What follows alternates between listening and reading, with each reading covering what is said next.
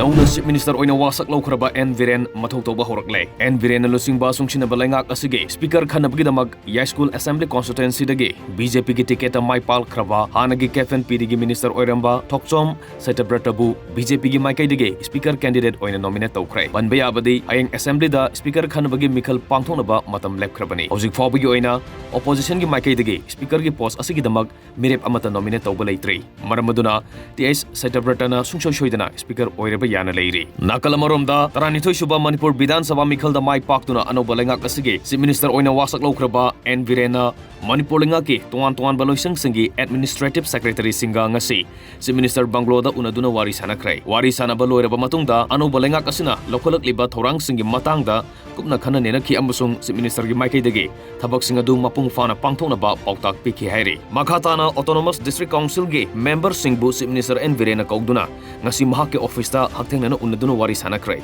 Wari sanabaduda ADC gi member singi maikai dagi N Virena amuk hana Chief Minister oirakpada harawa phongdokpa loinana asam khudol pot sing tamkhe loinana ADC sing mapung fana thabak tawhana ba yauna hiram kyada khana nena ki hairi. Nakalamaromda nauna Chief Minister oirakraba N Viren bungasi BJP Manipur Pradesh ki President A Sardana lusingba timamana unaki bugaloinana asam khudol pot tamkhrai.